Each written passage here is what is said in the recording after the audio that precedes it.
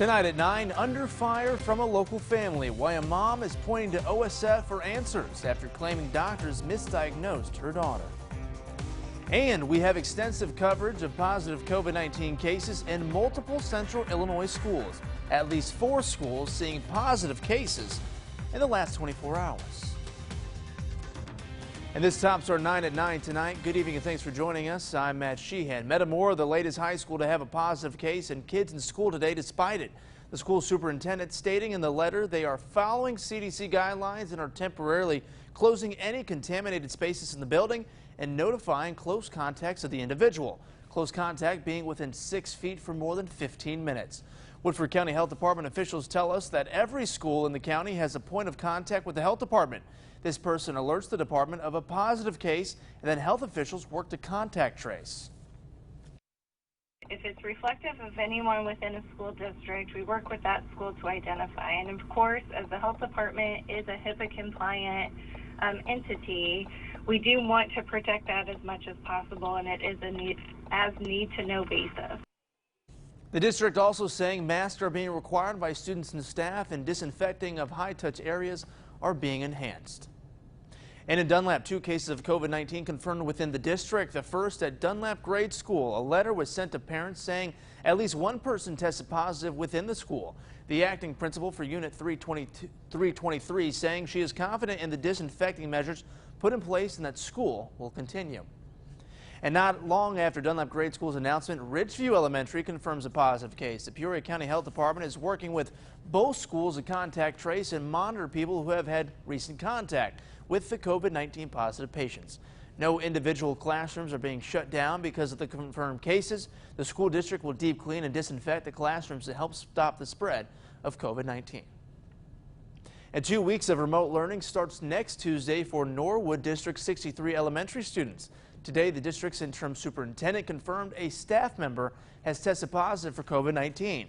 School officials saying no students came in contact with a school employee. The transition to virtual will only impact the elementary school located on Farmington Road. There are 2 grade levels that have, some kids have their Chromebooks at the school, so we'll arrange some type of Chromebook pickup on Monday, and then Tuesday we'll begin remote learning, which we had made a plan for all along, just in case something like this came up. He says the primary school location will proceed as normal, as no one from the building has been exposed to the positive staff member. Borden School District 709 giving their weekly COVID-19 update. 12 students were absent because of confirmed COVID-19 cases. 84 more students are in quarantine because of exposure. No staff members are currently out because of the virus, but 13 are isolating at home. 83% of the total positive cases are coming out of the high school, and 77% of students quarantining in the district are in the high school as well. 70 new cases reported in the Tri-County area in the last 24 hours. 32 cases in Peoria County, 28 in Tazewell, and 10 in Woodford County. Out of the 3,200 total people infected, 30% are at home isolating, and 66% have recovered. In McLean County, health officials reporting 21 new cases, bringing the total to 893. Of those 21 infected, 15 are under the age of 30 years old. 202 people are isolating at home, and 3 people are in the hospital because of the virus. The 7-day positivity rate for McLean County is 3.6%. And Illinois health officials reporting 2,200 cases and 24 deaths today. The 7-day statewide positivity rate is 4.3%. As of last night, over 1,500 people were in the hospital for the virus. Of those, 351 were in the ICU. Well, working against the clock, one Peoria family hoping doctors can save their daughter's life. The family claiming their 5-month-old was misdiagnosed at OSF Children's Hospital of Illinois. Trisha Roberts tells us more about the child's grueling battle with the terminal illness. 5-month-old Brooklyn Konzak has been in and out of the hospital since birth. I just want to have a healthy grandchild. Brooklyn's family seeking care for the newborn. The mom, Angela Konzak, says doctors at OSF Children's Hospital diagnosed her with laryngomalacia. It's a disease that affects breathing. Angela says doctors assured her Brooklyn would grow out of it, but Angela still had a feeling they were wrong. I know that my daughter kept telling me, Mom, I feel like they're missing something. As a mother, I know something else is wrong with her. Wanting a second opinion, Brooklyn's mom took her to a hospital in Chicago. And thank God for that, because if I didn't have mother's intuition, she probably wouldn't be here today. Angela says doctors misdiagnosed her daughter. I was so angry, angry, upset. She says Brooklyn's suffering from spinal muscular atrophy, a disease that impacts one's ability to walk, eat, and breathe. Adding Brooklyn's already losing feeling in her arms and legs. We don't really know what the outcome is going to be for her. I mean, we've been told a few different things. Like most kids her age who are diagnosed with SMA typically don't live 6 months past 2 years. Angela says right now her family is focused on getting their baby back to health, but they are looking into taking action against OSF Children's Hospital. In Peoria, Treasure Roberts, WYZZ News. And we did reach out to an OSF representative regarding the family's allegation. They declined to comment.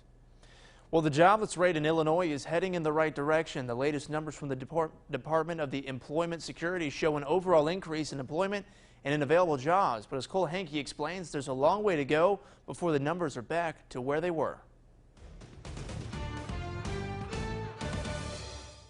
The Springfield Black Chamber of Commerce is always trying to help black people in the area find work during the pandemic. With the unemployment rate dropping from 14.5% to 11.3% from June to July, the numbers are looking more promising for them.